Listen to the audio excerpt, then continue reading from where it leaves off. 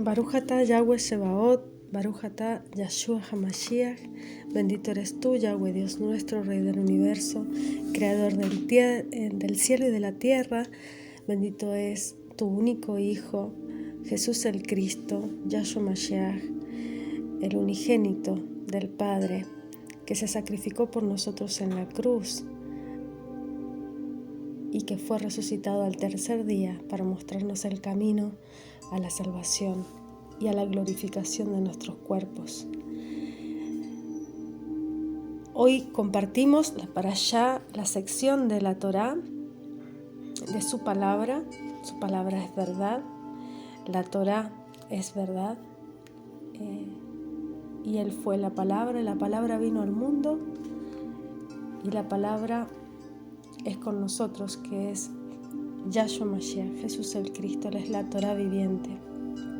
Por lo tanto debemos estudiar su pensamiento, su entendimiento, el entendimiento de su ADN, que son estas letras hebreas de la Torá, y eso es lo que transforma nuestro cuerpo, nuestra mente, nuestra alma y nuestro corazón.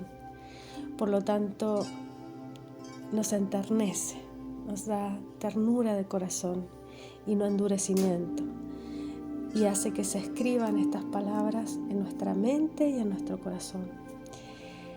Miketz significa el Génesis, que es Bereshit, Génesis, desde el 41, desde el versículo 41 del capítulo 41 hasta el 44:17. Comienza diciendo Miketz y al final, ¿no? Miketz significa al final. O sea que nos está refiriendo a algo que vendrá al final de los tiempos, y también es al final de un proceso de 2 años. Estos 2 años representan los 2000 años de la humanidad después del nacimiento de Cristo. O sea, es el final de esa humanidad, de ese tiempo en el cual hay un proceso de redención del hombre, un proceso de purificación, de limpieza y de transformación de estos cuerpos, de este ser humano en su mente, fundamentalmente, y a través de la mente a nivel espiritual, ¿no? Este nuevo nacimiento que tenemos en Cristo. Y dice, la sección dice, al final de 2 años, o sea, al cabo de 2 años, el faraón soñó que estaba junto al río, y del río subían 7 vacas robustas, hermosas a la vista, que pastaban en la fértil tierra, y tras ellas subían también otras 7 vacas, muy escasas en carne, de aspecto desagradable por su escualidez, las cuales se detuvieron junto a las otras en el río, en el gran río.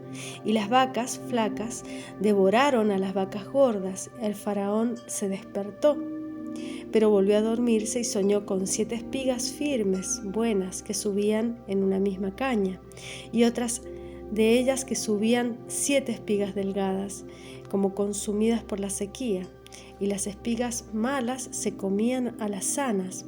El faraón se despertó y se dio cuenta de que era un sueño. A la mañana siguiente su alma estaba perturbada y mandó llamar a los adivinos, a todos los sabios de Egipto, para que le explicaran este sueño, ¿no?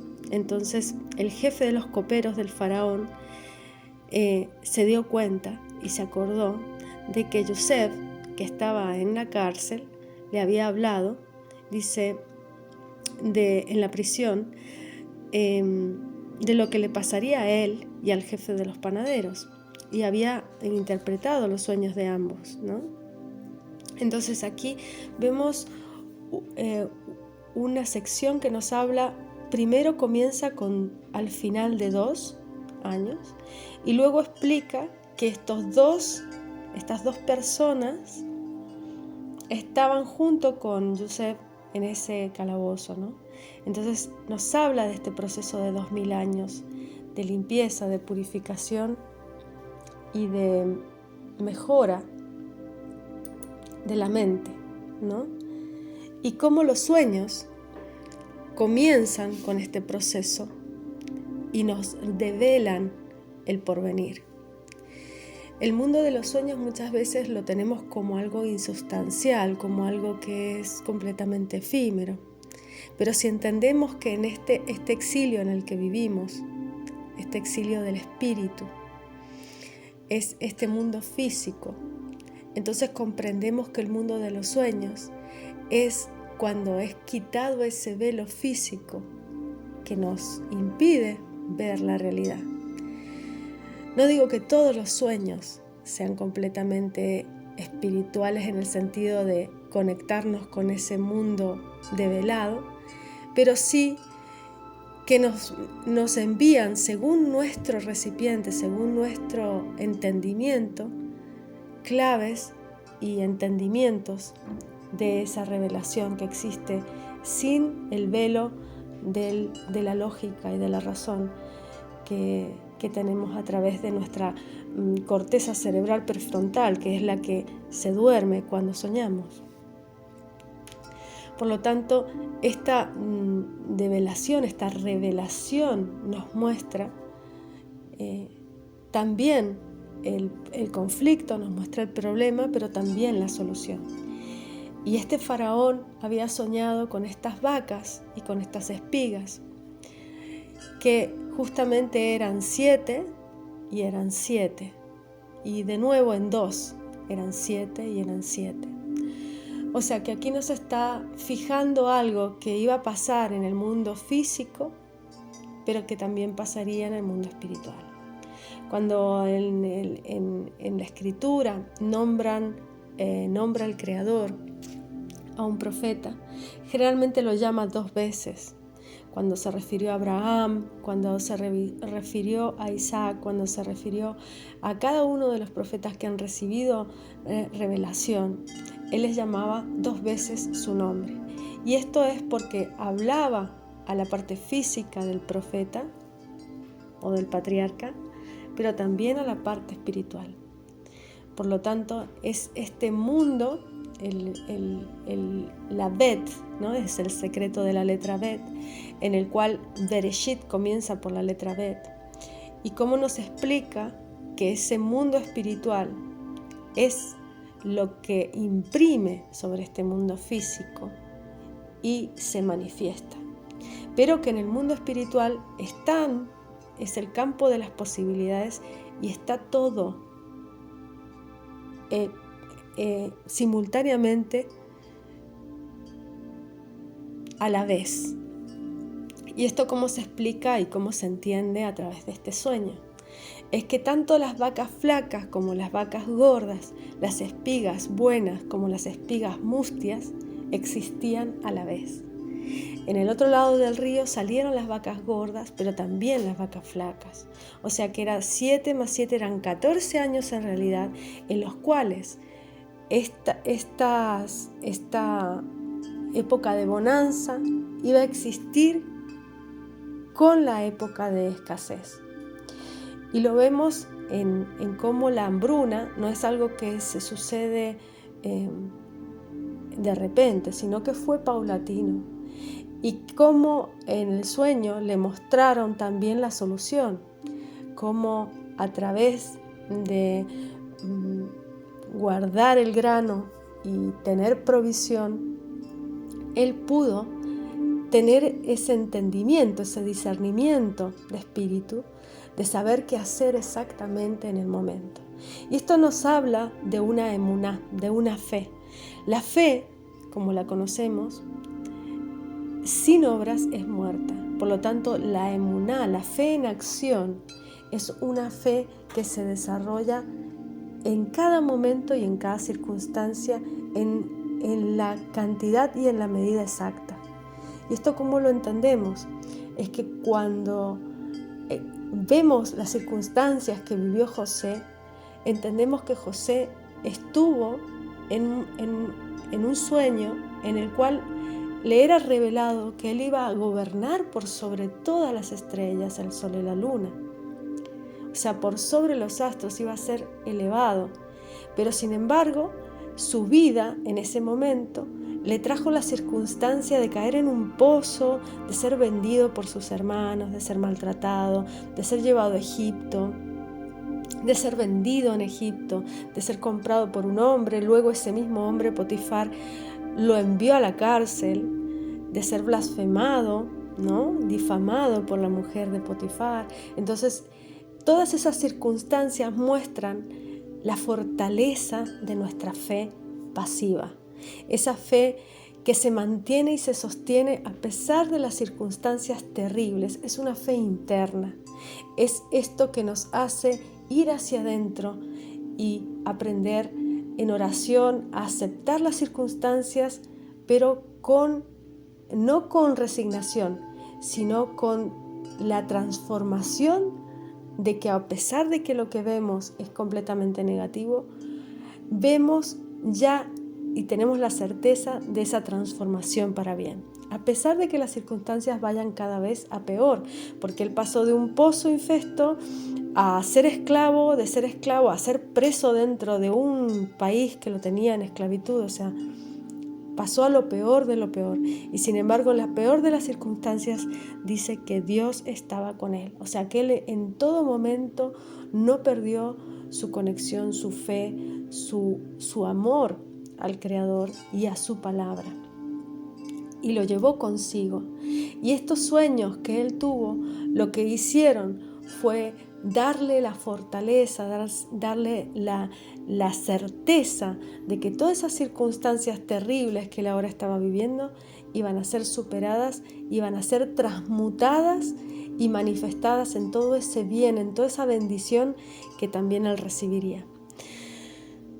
Todo lo que hacemos en el mundo de las acciones es a través de un proceso.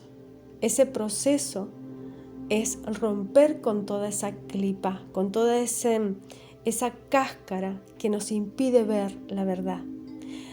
La verdad de que todo es el Creador y que el Creador está en todas las acciones, aunque no las entendamos ahora mismo.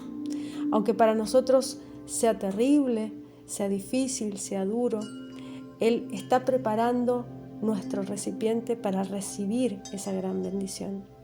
Y Él cómo nos da humildad, humillándonos. Él cómo nos da entendimiento, llevándonos cerca de personas en las cuales podamos recibir ese conocimiento. Y muchas veces no es de la manera en que nosotros creemos o de las personas que nosotros pensamos, porque el entendimiento, el conocimiento y la fe es un camino de vida en el cual uno tiene que cada día reforzarse en su palabra y reforzarse en su entendimiento. Y debemos actuar en el momento exacto en el que el discernimiento nos dice que debemos actuar. Muchas veces pensamos que nuestra influencia en el mundo es mínima. Muchas veces nos desvalorizamos a nosotros mismos creyendo que lo que hacemos no es trascendente o es mínimo. Y sin embargo, no somos conscientes que muchas veces una palabra nuestra en el momento exacto, desde una persona que está consagrada al Creador, desde una persona que tiene un entendimiento de la fe y del amor, puede transformar la vida de una persona. Y esa transformación no siempre es a través de una palabra de la Torá o a través de una palabra de la Biblia. Muchas veces esa transformación viene de una palabra o de un entendimiento o de una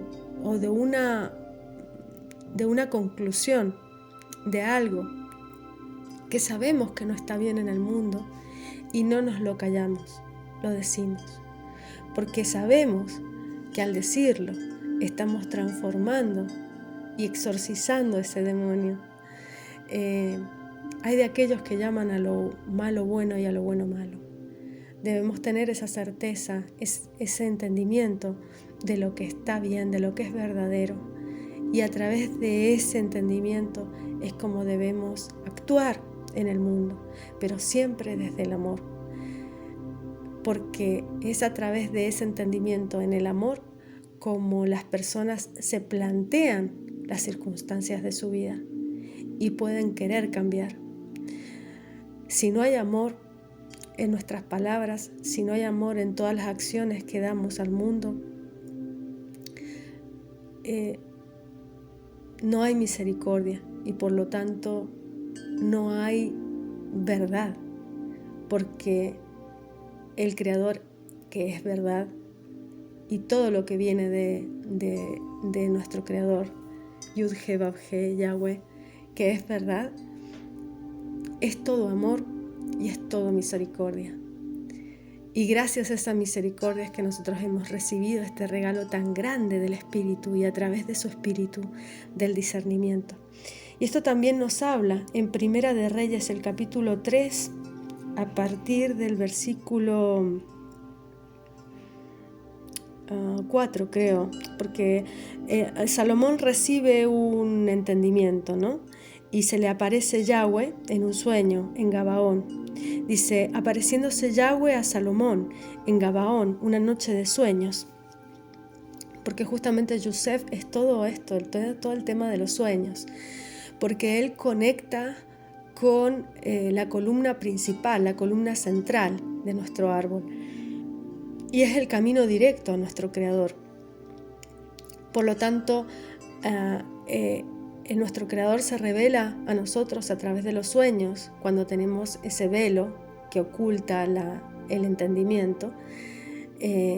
Pero a medida que esa conexión con nuestro Creador se vuelve más fluida y conectamos más con Él, ese sueño, esos sueños reveladores se van transformando con el tiempo en visión, en entendimiento y en discernimiento de espíritu. Y ese discernimiento de espíritu es que tenemos el entendimiento en el momento exacto y en la cantidad exacta de entendimiento que debemos tener, la dosis justa para eso.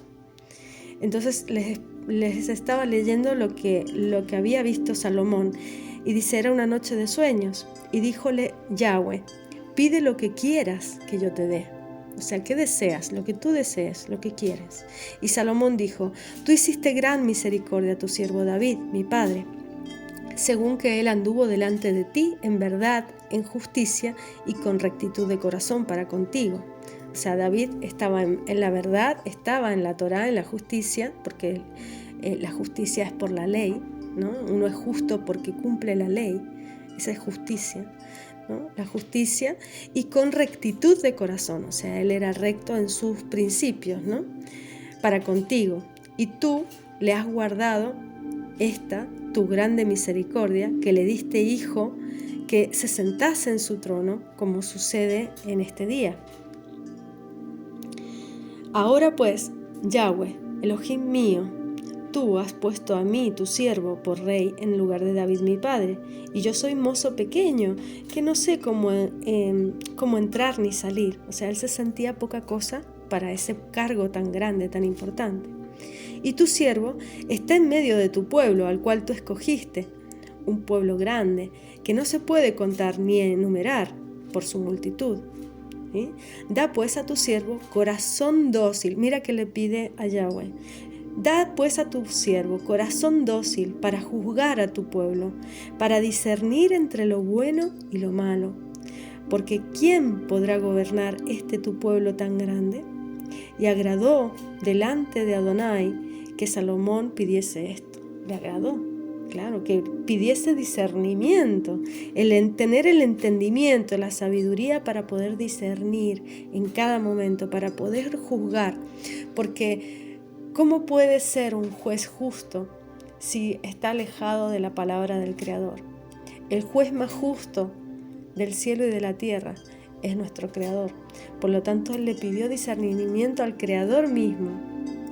Y le dijo Dios, porque has demandado esto, y no pediste para ti muchos días, ni pediste para ti riquezas, ni pediste la vida de tus enemigos, mas demandaste para ti inteligencia, para oír juicio, he aquí, lo he hecho conforme a tus palabras, he aquí, que te he dado corazón sabio y entendido, tanto que no haya habido antes de ti otro como tú, ni después de ti se levantará otro. Y aún también te he dado las cosas que no pediste, riquezas y gloria, tal que entre los reyes ninguno haya como tú en todos tus días. Y si anduvieres en mis caminos, guardando mis estatutos y mis mandamientos como anduvo David tu padre, yo alargaré tus días. Y como Salomón despertó, vio que era un sueño, y vino a Jerusalén y presentóse delante del arca del pacto de Yahweh, y sacrificó holocaustos, hizo pacíficos, hizo también banquete a todos sus siervos. O sea, él recibió esa gran bendición, pero no solamente esa bendición que estaba pidiendo, sino también le fueron dadas cosas que no pidió, como la riqueza, la gloria, que ningún rey recibirá ni ha recibido jamás. ¿Y cómo las recibirá? ¿Y cómo fue que Yahweh se lo prometió? Si anduviera en sus caminos, guardando sus estatutos y sus mandamientos, como anduvo David su padre. Le iba a alargar los días de la vida. Y David tiene ese gran secreto, ¿no? Que él caminó con el Padre. Incluso en el momento en que tuvo esa caída a través de su sexualidad, que fue cuando quiso a esta mujer que deseó y que fue, digamos, la que lo hizo caer, en el sentido de que él a través de la sexualidad caía muchas veces. Incluso al final de su vida logró vencer este deseo, ¿no?, hacia las mujeres, y logró redimirse, arrepintiéndose. Esa fue la clave, ¿no?, de David en su vida, el arrepentimiento de esa sexualidad tan descontrolada, de tener tantas mujeres. Y justamente esta sección que nos habla de Yosef, nos habla de la sexualidad también, porque nos habla de que Yosef les pide al pueblo, cuando van a buscarlo, en vez de buscarlo a él, todos sabían que él era el segundo en importancia del faraón, y sin embargo van a buscarlo a él, a pedirle al faraón en vez de buscarlo a él. Y eso es porque primero habían ido con Yosef a pedirle el grano, pero él les dice, bueno, circuncídense. ¿Y eso por qué? Porque él sabía que estaban todos bajo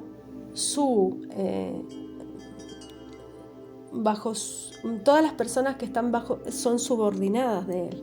Por lo tanto, dentro de lo que es la Torá nos habla que todos los esclavos, los libres, los que están subordinados bajo una persona en autoridad, deben someterse a las leyes de esa Torá. ¿Y cuál es nuestra cabeza? ¿Cuál es la persona a la cual nosotros, el ser en el cual nosotros nos sometemos? Y la cabeza de nosotros es Yahshua Mashiach, Jesús el Cristo, el Hijo unigénito, por el cual a través de este judío es como tenemos la salvación. Entonces Él es el que nos da la limpieza, la pureza, las blancas vestiduras de lino. Es a través de su justificación como tenemos salvación. Pero después de esa salvación, después de esa justificación, debemos santificarnos para completar con ese camino, esa carrera de la que nos habla Saulo de Tarso, ¿no? Que nadie robe tu corona, ¿no? Porque esa carrera se completa a través de la santificación. O sea, primero somos justificados, después somos santificados para finalmente ser glorificados. Por lo tanto, estamos dentro de la justificación por fe, pero debemos pasar a la santificación y no al revés. O sea, ¿qué es lo que hacen muchos en el pueblo en los pueblos de las religiones, es que a través de la religión quieren justificarse, a través de los actos religiosos, a través de las tradiciones de hombres, a través de las acciones en el mundo. Esa circuncisión de la que pidió Yosef ha pasado a ser una circuncisión mucho más profunda. ¿Por qué? Porque el pueblo judío rompió ese pacto de la circuncisión en el momento en el que no lo respetó y se confió de esa circuncisión para creerse más santos, cuando en realidad no lo eran, cuando en realidad no estaban siendo justificados por esa circuncisión, sino por el tener fe en el Creador. Es la fe la que nos justifica, es la fe en nuestro Creador. Y Cristo nos lleva hacia el Padre, porque el Padre y el Hijo son uno, porque Él es la palabra viva. Entonces Él nos lleva al Padre. Él es el camino directo, es la puerta estrecha a través de la cual pasamos. Por eso para muchos es piedra de tropiezo, porque caen en el legalismo de esa justificación. Caen en creer que a través de la Escritura y de cumplir los mandamientos van a recibir la salvación. Y lo que hace la salvación es guardarnos. La palabra, la Torá, lo que nos hace es guardarnos del momento de la prueba.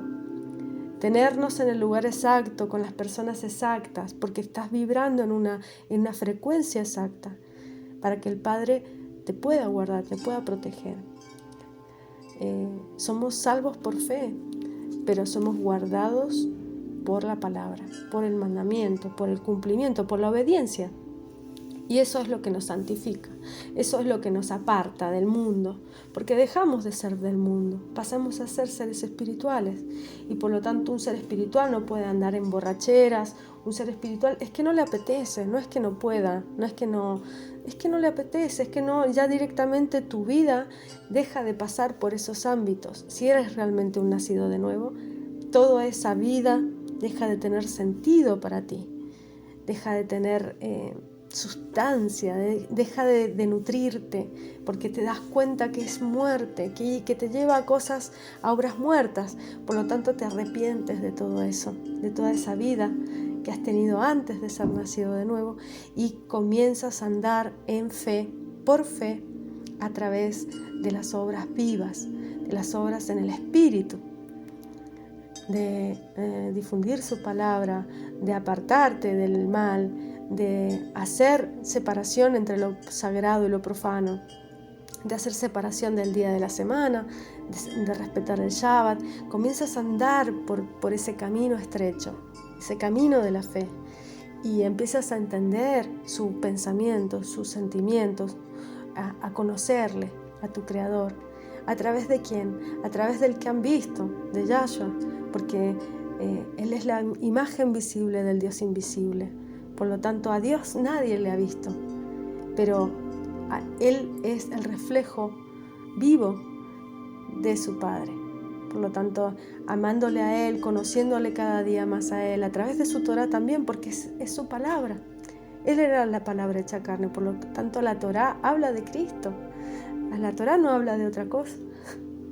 Por lo tanto, ese es el camino, ¿no? del entendimiento, de llegar al Padre a través del Hijo.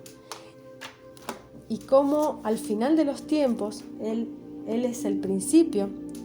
Nos habló del final. Desde Bereshit nos habla el final, que es la revelación final, que es Apocalipsis.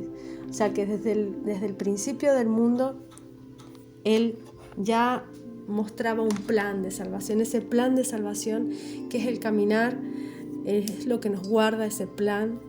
Él nos marca esas fiestas estipuladas de primavera, esas fiestas de otoño, a través de las cuales recibimos esos sellos, esos espíritus, esos 7 espíritus que son recibidos en las 7 fiestas. Y Él camina por el centro de los candelabros, porque Él es el centro, Él es el que está en autoridad, por lo tanto es el que está en el centro. Y esto nos explica también lo que es, a través de Apocalipsis 3:10, cómo nos habla dice de la iglesia de Filadelfia, ¿no? Este versículo habla dentro de lo que es la revelación a las 7 iglesias, porque Él es la piedra con 7 ojos, ¿no? Entonces nos habla de Cristo, nos habla Cristo en esta revelación a su iglesia y nos dice: porque has guardado la palabra de mi paciencia, yo te guardaré también de la hora de la tentación que ha de venir en todo el mundo. La tentación que ha de venir en todo el mundo. O sea que tú guardando la palabra te guarda a ti. Porque Él es la palabra. Cristo mismo es la palabra. Entonces, si tú guardas la palabra te guarda a ti. Dice, Él también te guardará, yo también te guardaré de la hora de la tentación que ha de venir en todo el mundo. ¿Para qué es esta tentación? Esta tentación de ¿qué? De alejarse, de hacer cosas malas, de alejarse de Dios, de hacer abominación, de transformar lo bueno en malo y lo malo en bueno. Entonces, ¿cómo nos va a guardar? A través de su palabra. Y esto nos muestra que Él nos prueba. Él prueba nuestros espíritus, porque es a través de esa prueba como nos reforzamos en Él y como somos más fuertes, somos más poderosos en nuestro entendimiento y en nuestra fe. Y todo es a través del amor y por el amor, porque Él premia ese gran amor y nos guarda en esa gran tribulación. Y Él solo guarda ¿a qué? ¿A qué iglesia solo guarda? A la de Filadelfia. No guarda ninguna otra iglesia. Él solo guarda a la iglesia que se mantiene en amor, en fidelidad, en lealtad a su palabra y no le traiciona y no va en contra de su palabra, porque a todos nos van a probar, todos seremos probados, justos, injustos, píos, impíos, los que cumplen el mandamiento, los que no lo cumplen. Todos serán probados, porque a través de la prueba, del fuego de la prueba, es como se prueban los metales. Y Él quiere transformarnos en oro refinado. Y el oro solo puede refinarse y purificarse si es fundido. Y esa fundición es a través del fuego. Y ese fuego es el fuego de la prueba. Y el fuego espiritual es un fuego que no consume, pero que sí consume el mal, el pecado, lo que está en transgresión, lo que está en corrupción, porque lo corrupto es fundido y por lo tanto este cuerpo que tenemos debe ser transformado, y esa transformación es a través de estas pruebas. Es como se producen las piedras preciosas por presión, por fuerza y por presión. Esta gran tribulación, este final, porque Miquetz es al final, y al final es la gran tribulación. Y esto lo nombra en Hechos, cuando se refiere a esta sección de la Torá, porque también nos da la Haftará, que es lo que leí, una parte de lo que leí de Primera de Reyes, la parte que hablaba de Salomón, y después nos manda a Hechos, número 7, capítulo 7, a partir del versículo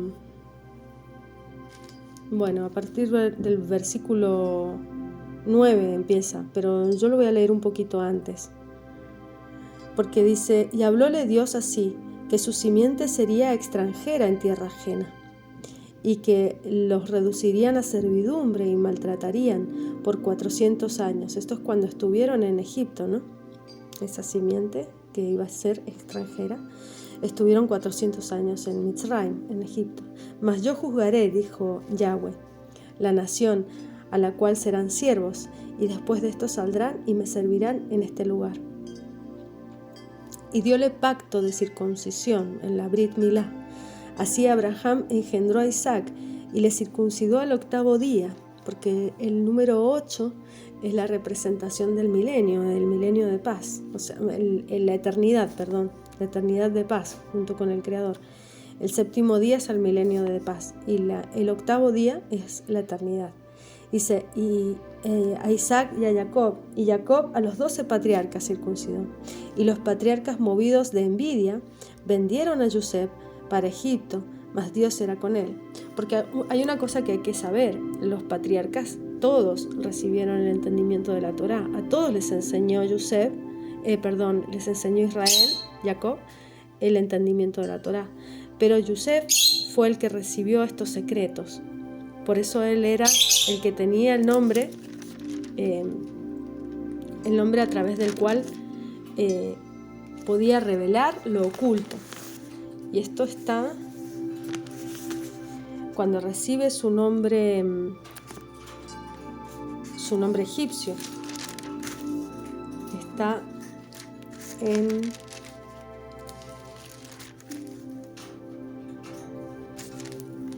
ahora les digo, Génesis 41, versículo 45. Dice, y llamó el faraón el nombre de Yosef, Sabnat Panea, y diole por mujer a Asenat, hija de Potifar, sacerdote de On. Y salió Yosef por toda la tierra de Egipto. Y este nombre, Sabnat Panea, significa el descubridor de lo oculto. O sea, él pudo revelar la luz en la oscuridad, en lo más oscuro, en lo más tenebroso, en lo más terrible de Egipto, en las cárceles. Él llevó esa luz de Dios incluso a las cárceles de Egipto. O sea que Dios estuvo con él en Egipto, en la mayor oscuridad. Y eso es la representación de cómo Cristo tenía al Creador en él, en este mundo, en esta realidad, que es para nosotros el exilio. ¿El exilio de qué? Del espíritu. Porque estamos exiliados, somos extranjeros en este mundo. Porque somos nacidos de espíritu, por lo tanto somos extranjeros en el mundo físico. Y esto muestra cómo Yosef es la representación, la sombra de lo que iba a venir a través de Jesús el Cristo. Y cómo Dios nos revela su plan en cada etapa de nuestra liberación. Cómo es explicada esa liberación física y finalmente cómo esa energía va siendo cada vez más sutil para hacer una liberación espiritual y finalmente una transformación completa de nuestro cuerpo, porque a través de nuestro entendimiento es como manifestamos el espíritu en este mundo.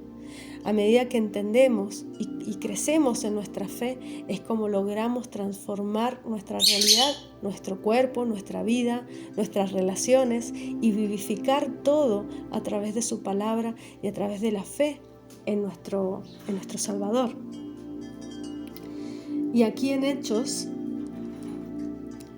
sigue diciendo, y los patriarcas movidos de envidia vendieron a Yosef para Egipto. Mas Dios era con él, porque Dios acompañaba a Yosef incluso dentro de Egipto, o sea, igual que Cristo, el Mesías llevaba a Dios con él. Y era Dios, o sea, era el Hijo unigénito de Dios, ¿no? Y le libró de todas sus tribulaciones. Y le dio gracia, sabiduría en la presencia del faraón, rey de Egipto, el cual le puso por gobernador sobre Egipto y sobre toda su casa. Vino entonces hambre en toda la tierra de Egipto y de Canaán, y grande tribulación, y nuestros padres no hallaban alimento. Esta es la gran tribulación, el hambre es la representación de esta gran tribulación. Y cómo el hambre también puede ser hambre de la palabra. Puede ser también que en un tiempo no tengamos, ahora estamos en tiempo de vacas gordas, pero también hay personas que no reciben la palabra. Entonces, cómo esas vacas gordas y esas vacas flacas coexisten a la vez en este mundo, ¿no? Y cómo el mundo que nos rodea realmente puede ser puede tener esa yuxtaposición del bien y del mal, y cómo depende de lo que nosotros elijamos es lo que recibimos también, ¿no? Y cómo para uno llegar a tener esas coronas de vida debe apostar por esa vida eterna, debe tener cada día esa sed del entendimiento de las aguas de vida que son la Torá y que es la palabra de Cristo, y cómo también esas coronas de muerte, esos juicios terribles llegan a las personas que han tenido el merecimiento de recibirlo. Y Dios es justo en sus juicios. Él es un juez completamente justo y sobre todo misericordioso, y que obra por amor, porque Él hasta el último minuto quiere que sus criaturas se rediman, se arrepientan. Pero uno no puede arrepentirse si no sabe lo que está bien y lo que está mal. Y uno no puede arrepentirse si piensa que está en lo correcto y que todo lo que hace está perfecto.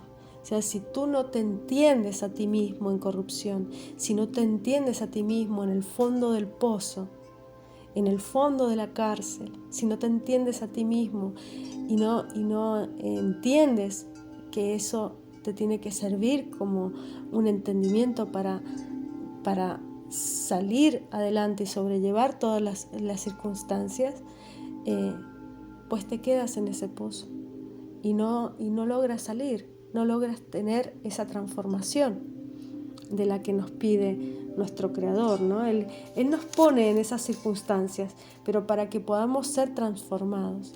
Y Él jamás da circunstancias duras de vida a quien no pueda soportarlas, a quien no tenga las herramientas. Primero da las herramientas y después da las circunstancias. Él no pone las circunstancias a alguien que sepa que no puede sobrellevarlas. Él siempre nos pone con amor las circunstancias de vida para que nosotros evolucionemos. Y cuando nos ve que nos quedamos, nos estancamos, Él siempre pone un activador.